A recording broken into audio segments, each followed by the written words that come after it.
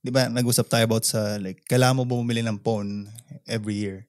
Ito actually, magandang topic yan, yung usapang phone. Kasi kada may bago yan. Ikaw ba yung tipo ng tao na gusto laging bumili ng kung ano yung pinaka most na like, I guess, pinaka high-end, bago, in terms of... Siguro, I would say, iba na kasi ngayon, bro. Kasi bata pa tayo nun eh. Kasi ako, sa experience ko lang kasi, parang as you grow old, makikita mo na yung wants versus needs, di ba? Maturity, kumbaga. Yeah. Maturity kasi, like, nagbabayad na ako ng rent eh. Kasi naka-apartment na ako, di ba? Right. So, parang, I would say na, depende sa circumstances mo. Kung afford mo naman, di ba, why not? Hindi naman ako against sa mga, tsaka kung talagang ginagamit mo. Especially like, yung... for everyday. Like, kunyari ikaw, content creator ka. Yeah. Di ba? Like, magagamit mo siya kasi handy siya eh. Totoo naman. Lalo na yun, Yeah, totoo. 48 megapixel, di ba? Yeah, totoo. Kitang-kita pores mo dun. 48 megapixel.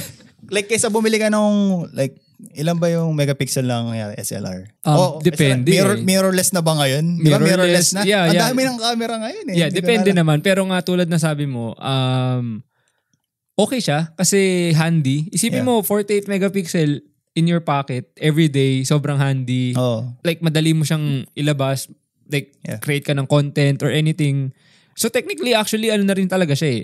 Hindi lang siya actually, I would say, hindi lang siya phone. Yeah. And honestly, if you use it for the better part of it, magiging investment din siya. You know what I mean? Totoo. So, for example, gumagawa tayo ng podcast. Technically, yung phone natin, pwede natin gamitin eh. And hindi lang siya more on like, alam mo na, like, hindi lang siya phone. Yeah. But ano rin siya talaga, like actually tool na pwede mong gamitin to, I guess, gamitin mo for business, gamitin mo for anything actually. So, it's also about being smart with your money. Siguro. Yeah. Siguro sa mga sapatos. Yeah. Kasi ngayon, mga sneakers investment na yan, bro. Yeah. Diba? I'm with you on that one kasi tumataas yung value eh. True. Lalo na yung mga, kunyari, pag-wear yung mga binili mo. Yeah. Pero kasi, let's just say, diba, kasi hindi naman natin malalaman kung hanggang kailan. Kasi lagi may release yan eh. Lagi may Pero release. Pero kailan mo masasabing, I guess, enough muna. That's it. Like, lalagyan mo ng boundary yung sarili mo na, hanggang, like, paano mo masasabi na, kasi minsan, bro, kahit ako rin, like tulad mo, fashion enthusiast and creator din na related sa fashion yung ginagawa. So, ikaw, paano mo masasabi sa sarili mo, tama na muna? I would say kasi, nung dati, talagang yung sweldo ko, doon na lang din napupunta eh. Kasi, depende rin kasi. Parang kasi may pleasure sa sarili mo. Yeah. Hanggang sa ma-realize mo na, shit, parang... wala ka naiipon na. Yeah. Tapos, yung ginagawa ko pa sa sapatos ko, talagang binibeat up ko eh. Di ba? Parang ang hirap na rin ibenta. Paggamit na kasi, di ba? Unless hindi mo isusuot. Yeah. Actually, totoo din eh. Totoo rin. Nandun ako sa the same boat as you na even though like let's say lumabas nga yung bagong phone or iPhones this year na kahit yung phone ko like from 4 years ago. Nandun ako sa point na wants versus needs na yung phone ko gumagana pa naman. Siguro that was like me 5 years ago, I would say. Yung pag may bago, pero ngayon, go lang. Kung bibili man ako na mahal, like i-make sure ko na tataas yung value. Yeah. Gets mo? Yeah. Like mariretain niya yung value. Kasi parang so more like yung investment na rin. Exactly. So yung ideology mo na towards sa mga, let's just say, big purchases mo is pwede mo pang, let's just ma-flip back or mababawi mo yung pera mababawi mo. O minsan tutubo ka pa din. Yeah, totoo naman. Yeah. Tama rin yung sinabi mo kasi I think dumating na rin ako sa point na parang it doesn't necessarily mean na kaya kong bilhin porket bago, bibiling ko. Totoo. Kasi nga lang yung na-realize mo na wants versus needs. Tsaka yun nga, yung syempre tumatanda ka, gusto mo ring makaipon. Tsaka nagkakaroon ka na ng priorities. Diba? Ibang priorities mo parang gusto tulad mo na bumili ng ganyan. Yeah, tulad ng sabi mo, na meron ka ng responsibility magbayad ng apartment. Syempre, pag may apartment, it comes yung mga utilities mo dyan. Utilities pa, Diba? Yung insurance, phone, diba? internet. So, hindi ka na rin pwedeng mag-YOLO eh. Totoo diba? yan, bro. Kasi kasi syempre, nung medyo bata pa tayo, dependent pa tayo talaga sa parents. Tapos hindi naman tayo na-required magbigay, di ba? So may times na pagsweldo, YOLO, pwede, di ba? You only live once. Sunog pera, di ba? Pero yun nga, actually gusto ko yun. Kasi marirealize mo na lang din na kahit na bago yung gamit, let's just say bago yung phone mo, it does not necessarily excite you hindi na siya nakaka-excite eh. Parang, Like, temporary na lang yung happiness na naidudulot. Parang, siguro, sabihin natin, nung edad 18 years old ako, like, oh shit, may bago akong phone. Yung excitement ko na yun iba. Like, as opposed to like yung mararamdaman ko ngayon na 10 years later. Parang ibang Erwin yung before, ibang Erwin yung ngayon. Tsaka kada pag may may release ng sapatos, kasi may ka sa basketball, di ba? Yeah. Bagong Kobe, bro. Naalala ko nung time na yun, talagang kahit di bali broke, basta makuha ko yung bagong Kobe. Oh my God. Naalala ko. Sa YMCA, di ba? Tapos naalala ko pa nun, parang may one time nun, like actually isa yun sa mga, I guess, pinagsisisihan ko na parang pag maglalaro ko ng open gym, every week bago yung sapatos ko, like parang ang pangit tignan para sa akin. Kasi parang anong dating nun sa ibang tao? PJ Tucker. Alam mo? Parang, pero astig yun, bro. Para sa akin. Ang cool sana nun, pero parang me looking back now, parang actually hindi pala siya cool kasi parang unang-una sa lahat, nag-aksaya ako ng pera. Pangalawa, broke ako. yun yung na parang ano na lang yung, kumbaga siguro sa ibang tao ang cool, diba? Hindi ko naman sinasabing pangit siya or wala din naman akong inapakang ibang tao nung ginawa ko yun. Pero parang na-realize ko lang parang, kasi ayoko yung feeling na parang ang dating ko sa ibang tao, yung yabang-yabang. Alam mo yung ganung pakiramdam? Siguro. Sorry na, pero kung yung iba dyan gusto maging mayabang, by all means be my guest. Hindi ko naman kayo hindi man ako against sa inyo. Ako ayoko lang na magmukhang mayabang. At saka as much as possible, parang syempre may mga gusto mo maging role model sa ibang tao. Gusto mo syempre maging humble lang para alam mo yun. Yung ganun ba? Yung low-key ka lang pero flexer ka ba? Low-key ka lang pero flexer ka pa rin. Pero flexer ka pa din. Pero para sa akin, hindi naman masama na i-show up mo ba? Pera mo naman yan Totoo naman.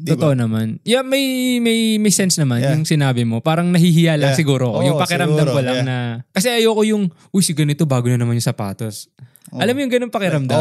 True. I mean, like siguro yung iba, parang nag-feed off sila sa energy na yun na parang, okay, boost mo yung ego ko. Yung parang inaano ko na lang ako siguro. Parang ginagawa ko motivation. Bago yung sapatos nito. Actually, okay din yun. I'll work hard. Yung di ba? Pero kasi yung iba, tinitake nila na as negative na. Tangin ang kupal naman nun. Kasi bago. Tas ban mo pa. Ang ganda ng sapatos. siguro doon na lang bumabawi. Ang ganda ng sapatos, ban-ban pala mag-basketball. Yung ganun. Siguro, kasi yung iba, di ba? Yung parang, shit. Grabe, ganda ng sapatos. Yeah. Bagong Kobe. Tapos yung pag naglaro na. Ayoko na lang mag-react. Kobe Paras. Shoutout kay Kobe Paras. Idol natin yan. Idol natin si Kobe. Yeah. Sayang di siya natuloy sa NBA. Kobe, pagka guest ka naman dito. Ha? Kay Soto. Kasi kay Soto, bro. Mr. Kai, pagka kailangan mo ng platform, please know, lagi ka sa aming welcome. Malay mo, mag-DM sa si Kay Soto, bro. Bro, ba't mo ko dinidis doon sa podcast nyo? Pero yun nga, maganda yung sinabi mo daw na yung... It's a matter of perspective ba? Yeah. Tsaka as you grow old, parang marirealize mo sa buhay na imbes na mainggit ka dun sa tao na yun, gawin mo na lang motivation. Tama. Like, speaking of ganun, parang toxic Filipino culture yung mga ganun. Yeah. Kasi nababasa ko sa Facebook, yung parang pag nakikita nila yung mga tao na may mga high-end na bagay, binabash Since nandito tayo sa topic ng pagiging Filipino toxic culture, alam mo yung recently yun like, di ko alam kung like recent, but like parang sigurong, let's just say parang last year. Yeah. Syempre, di ba, pumuntok yung pandemic, maraming nawalan ng work. And at the same time, madami ding yumaman. Marami ring yumaman. Pero syempre, yung mga mayayaman na hindi naman talaga rin naapektuhan ng pandemic kasi nga mayaman sila. Let's just say, for example, lalo pa silang yumayaman. Yeah. For the sake ng example is, si Jinky Pacquiao, nag-post siya ng picture nung mga, I guess, yung mga designer niyang gamit. Birkin, I don't know, like Hermes. Tapos, yung comment ng mga tao, yung parang, ang daming nawalan ng work. Tapos, mga ganyan pa yung mga pinapakita. Alam mo yung binabash siya, like hini-hate siya for actually owning good things. Yeah. And at the same time, hindi ko maintindihan ba't kailangan nyo siyang i-bash for having such a good things. I mean, unang-una sa lahat, hindi naman niya, let's just say, hindi ka naman niya minaliit. Yeah. You know what I mean? Like, tsaka yung, I would say, coming from yung sa husband niya, si Manny. Si Pacquiao. Pero blood, sweat. Yung binabaksakan ng bowling ball sa tiyan, di ba? Diba? Like, talaga galing talaga. Pinaghirapan nila di ba? So, ang akin doon, tulad ng sinabi mo, na let's just say, hindi mo naman talaga maiwasan mainggit eh. Yeah. Kung naiinggit ka, Gawin mong motivation. Or yung tulad na sinasabi ng iba, kung inggit ka, pumikit ka. Inggit. Kasi, ang hindi ko magets dun is, I don't wanna spread hate or anything. Hindi ko gusto yun. Like, parang ano ko lang is, bro, kung hindi mo, like, let's just say, you got something, like, hindi mo gusto yung nakikita mo. Hindi mag-scroll ka na lang. Pero may nakita ako, hindi ako mag-name drop. Yeah. Ano na siya, asawa siya ng politician, ng babae. Pag-usapan namin ni Julia, parang ang pangit kasi tignan yung ginagawa niya. Kasi asawa siya ng politician. Tapos nag-shop siya sa mga like designer stuff and all that shit. Alam mo yun? So parang ang inaano ng tao na parang galing sa sa pera ng tao. That makes sense too. That makes sense. I don't wanna talk about politics, but Yeah. Di naman yun yung point natin. Pero may point ka lang din naman dun. Pero like on a general... Depende rin sa image mo. Yeah. Para sa akin, like, kasi madami rin kasi talaga yung nagpe-flex siya, yung low-key lang talaga eh. Yeah. Mapapansin mo rin eh. Yeah. Pero on a general, I think on a general scope of things, let's just say, yung nung sinabi ko nga kay Jinky, alam naman natin na yung pera ni Jinky, pera talaga nila ni Manny. So talagang... Kahit senator na si Manny. May diba? Talagang pera. Marami talagang pera. So like yung idea ko lang dun is, pabayaan yung tao mag-enjoy. Diba? Pinaghirapan nila yun eh. Kung ginusto niyang bumili ng mamahalin, kung gusto niya magsuot ng mamahalin, hindi naman niya hiningi, hindi naman niya yun ninakaw eh. You know? Totoo. Like para sa akin, ba't di nyo na lang i-appreciate na, kung maganda, let them know na maganda. Kung hindi nyo gusto, kaysa mag-comment ka ng hate, ayaw mo na lang. Diba? Shoutout sa mga haters. So kung gusto nyo rin kaming i-hate, di namin kayo mapipigil, entitled kayo sa sarili nyong opinion. And by all means, opinion lang din naman namin to. So yeah, let's agree to disagree, not disagree to disagree, okay? Yun lang, parang wala lang. Kasi tulad nga na sinabi mo, di ba, toxic Filipino, yung ganun nga na kultura natin mga Pinoy, di ba? Tsaka maganda dun sa mga bag na rin yan, talagang investment din yan, man. True. Talagang tumataas yung value nun eh. Lalo na pag yung mahirap makuha. Tsaka yung brand pa lang na yun Apparently, yung mga Birkin, parang kahit sobrang yaman mo man, hindi mo mabibili yun. Bakit? Kasi ino-offer lang yun na parang mga manager dun sa Hermes. Totoo bro. So, does this mean na kailangan mo muna makadevelop ng relationship dun sa mga... para mabili mo yun, kailangan patron ka ng Hermes na lagi kang bumibili ng mga bagay yan. So hindi siya parang let's just say today nag-decide ako bumili. Magpupunta ako sa shop nila. Hindi ka basta-basta makakabili ng Birkin. Okay. So kailangan mo mag-build ng parang papagandahin mo yung so parang credit ba? Papagandahin mo yung profile mo. Profile. Like kunyari nag-spend ka ng ganitong pera. Tsaka kanila offer ng Birkin. Nagets mo?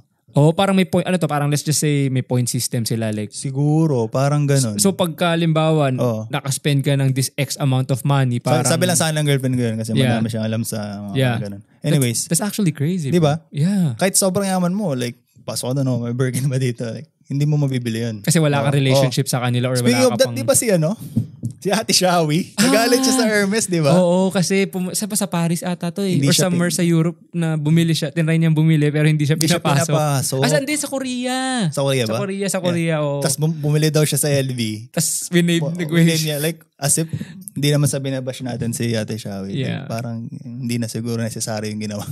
Yeah. Well, siguro, di ko lang din alam kung aware siya doon sa sinabi mo na kailangan parang may profile ka sa kanila. Ang alam ko siguro kasi parang may limit kasi dahil nga pandemic, di ba?